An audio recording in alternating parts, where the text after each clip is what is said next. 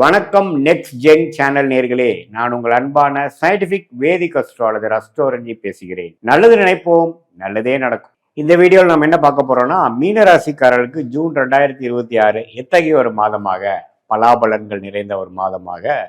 மீனராசிக்காரர்களுக்கு இருக்க போகிறது. சயின்டிபிக் வேதிக் அஸ்ட்ராலஜி முறையில்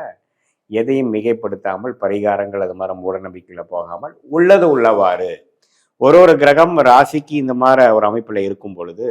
எது மாதிரி ஒரு தாக்கத்தை கொடுக்க போகிறார், எது மாதிரி வாழ்க்கை மாற்றங்களை கொடுக்க போகிறாருங்கிறத இந்திய வேத ஜோதிட அடிப்படையிலான சயின்டிபிக் வேதிக் அஸ்ட்ராலஜி முறையில் நம்ம துல்லியமாக பார்க்க போகிறோம். இப்போ பாருங்க, மீனராசிக்கு ஜென்மசனி போய் கொண்டிருக்கிறது. கடந்த ஒரு 6-7 மாசமாவே, ஒரு வருஷமாவே ஜென்மசனி போய்கொண்டு இப்போ உத்திரட்டாதி நட்சத்திரத்தில் இருக்கிறவங்களாம் வந்து ஜென்மசனியால் பாதிக்கப்பட்டிருக்காங்க. ஒரு ஆகஸ்ட் மாசத்துக்கு அப்புறம் பார்த்தீங்கன்னா ரேவதி நட்சத்திரக்காரங்க பாதிக்கப்பட போறாங்க. அத்தகைய ஒரு நிலைமையில பாருங்க, குரு வந்து 4 இருக்கக்கூடிய குரு 5ல இருந்து ராசியை பார்க்கிறார். அதே சமயத்துல சனியையும் பார்க்கும் பொழுது ஜென்ம சனியின் கோர அமைப்புகள் குறையுது. எப்பவுமே ஒரு உச்ச குரு வந்து ஒரு சனியை பார்க்கும் பொழுது சனியின் கோர விஷயங்கள், சனியின் அழுத்தங்கள், சனியின் பாவத்துவங்கள் குறையுது. அப்படிங்கிறப்ப ஜென்ம சனியால் பாதிக்கப்பட்டு இருக்கக்கூடிய மீன ராசிக்காரர்கள் கடந்த 3-4 மாசமா இக்கட்டான ஒரு சூழ்நிலை, பண விஷயத்துல டைட்டு,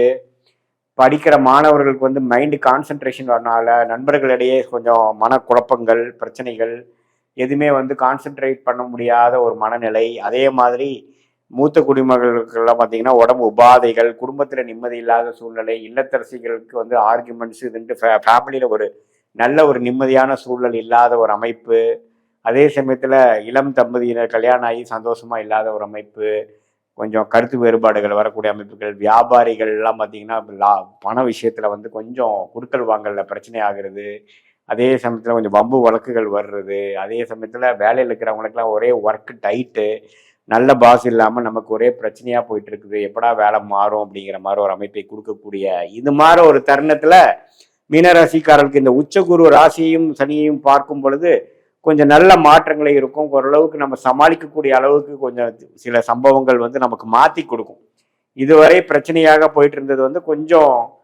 ஓரளவுக்கு இலகுவாக, மனம் சாந்தமாகிற மாதிரியும், சில வாழ்க்கை சூழல் மாறுற மாதிரியும், கொஞ்சம் பணம் வரவு கொஞ்சம் வந்து பிரச்சனைகள் தீர்ற மாதிரியும் சில நல்ல மாற்றங்களை கொடுக்கக்கூடிய குரு பயிற்சியாக ஜூன் 2ஆம் தேதி ஆகக்கூடிய இந்த குரு பயிற்சி மீனராசிக்காரர்களுக்கு நல்ல பலனை கொடுக்குதுங்க. அதே சமயத்தில் புதன், சுக்கிரன், சூரியன் எல்லாம் 3ஆம் இடத்துல 4ஆம் இடத்துல மாறும் பொழுது நல்ல ஒரு முன்னேற்றத்தை கொடுக்குது. ராஜயோகாதிபதி செவ்வாய் 2ஆம் இடத்துல இருக்கும் பொழுது பேச்சில் மட்டும் கொஞ்சம் கேர்ஃபுல்லாக இருக்கணும். டக்குன்னு பேசிடுறது, அவசரப்பட்டு பேசுறது, திட்டுறது, இது மாதிரி விஷயங்கள்லாம் வந்து உங்களுக்கு சாதகமாக இல்லாமல் போகும். ஏன்னா 2ஆம் இடத்துல செவ்வாய் ஆட்சியோடு இருக்கும் பொழுது அந்த மாதிரி ஷார்ப்பாக பேசுறது, ஆர்குமெண்ட்ஸ் பண்ணுறது, அது மாதிரி விஷயங்கள் மட்டும் கொஞ்சம் கேர்ஃபுல்லாக இருந்து வீரத்தை காட்டிலும் விவேகமாக இருக்கணுங்கிற ஒரு அமைப்பு வந்து நீங்கள் ஞாபகம் வச்சுக்கணும் மீனராசிக்காரர்கள். மற்றபடி இந்த குரு மாற்றம் வந்து நல்ல ஒரு மாற்றமாக இருக்கு. ராகு 12ல் இருக்கார், கேது வந்து 6ல் இருக்கிறார். இது எல்லாமே கொஞ்சம் ஒரு டிராவல் கொடுக்கக்கூடிய அமைப்புகள், வெளிநாடு போகக்கூடிய அமைப்புகள், வெளிமாநிலம் போகக்கூடிய அமைப்புகள், சுப விரயங்கள் பண்ணக்கூடிய அமைப்புகள் எல்லாமே இருக்கு. பட் என்னதான் கூட்டி கழிச்சு பார்த்தா அடுத்த ஒரு லாஸ்ட் ஒரு 1 இயராக கம்பேர் பண்ணுறப்போ இந்த ஜூனுக்கு அப்புறம் வரக்கூடிய மாற்றங்கள் வந்து கொஞ்சம் நம்ம மனம்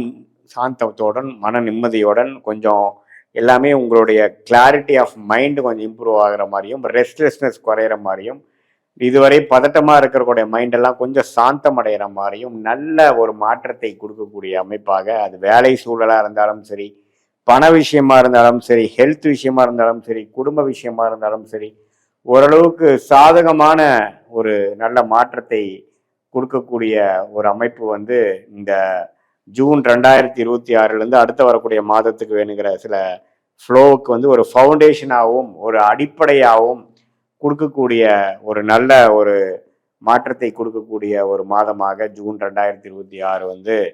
மீனராசிக்காரர்களுக்கு வந்து பிறக்குது, இருக்க போகிறதுங்கிறது நம்ம தெரிஞ்சுக்கிறோம். இது வந்து ஒரு மாதிரியான ஒரு பொதுவான ஒரு பலன் தான் தவிர, உங்களுடைய பிறந்த தேதி, பிறந்த நேரம், பிறந்த ஊர் கொடுத்தீங்கன்னா அது பிரகாரம் உங்களுடைய ஜாதகத்தை போட்டு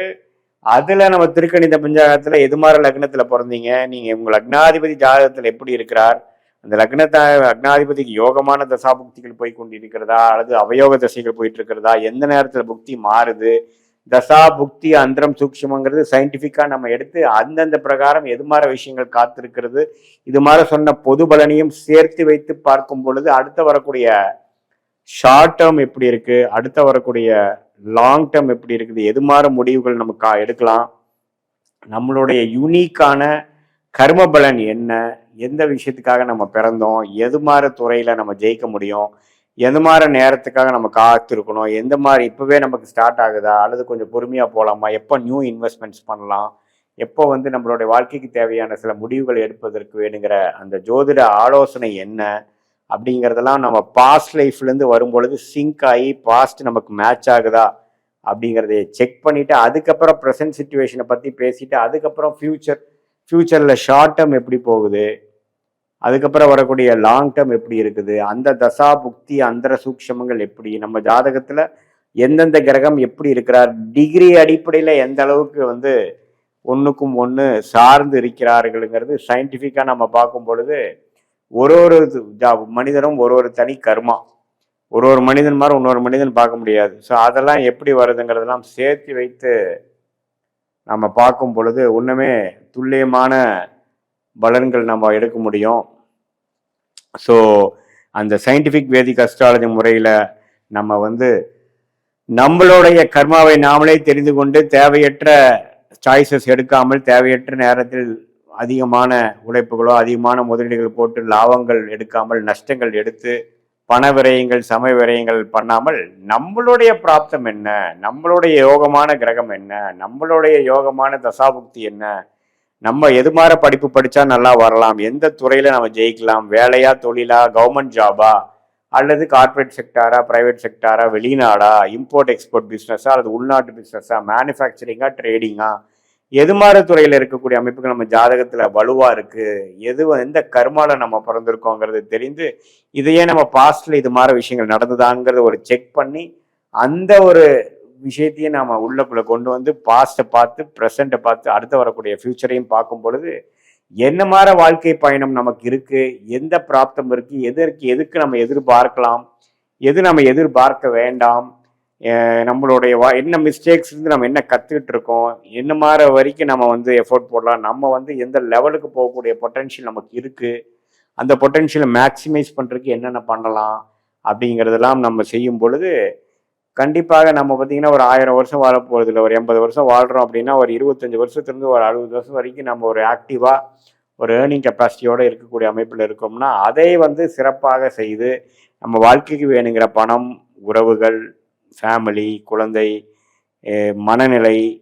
நல்ல ஹெல்த்து, இது எல்லாமே ஓரளவுக்கு எப்படி நம்ம சீர்திருத்தி கொள்ள வேண்டும், நமக்கு எப்படி லேட் மேரேஜாக இருக்கா, ஏர்லி மேரேஜாக இருக்கா, அரேஞ்ச் மேரேஜா, கலப்பு திருமணமாகவும், நம்மளோட சுக்கிரன் எப்படி இருக்கிறார், அடுத்த வரக்கூடிய தசாபுக்திகள் எது மாதிரி விஷயத்தை காட்டுது, இப்படியெல்லாம் நம்ம பார்க்கும் பொழுது எப்போ நம்ம எப்படி ஒரு கூகுள் மேப்பில் நம்ம ஒரு இடத்துக்கு போகிறப்போ நம்ம டிராஃபிக் பார்க்குறோம், எவ்வளோ டிஸ்டன்ஸில் இருக்குன்னு பார்க்குறோம், போகிற ரூட் என்னன்னு பார்க்குறோம் இல்லைங்களா, அது என்னதான் நீங்கள் பார்த்தாலும் நாம தான் போய் சேர போகிறோம். பட் நமக்கு ஒரு மென்டல் ப்ரிப்ரேஷன் கிடைக்கிற மாதிரி இந்த ஜோதிடம் சயின்டிஃபிக் வேதிக் அஸ்ட்ராலஜி முறையில் எதையும் மிகைப்படுத்தாமல் பார்க்கும்பொழுது பாஸ்ட் சிங்க் பண்ணிடுவோம் நம்ம. அதுக்கப்புறம் வரக்கூடிய ப்ரெசன்ட் ஃபியூச்சர் மூலமாக மென்டல் மேப்பிங் பண்ணி வாழ்க்கையில் நம்மளுடைய பிராப்தத்தை தெரிந்து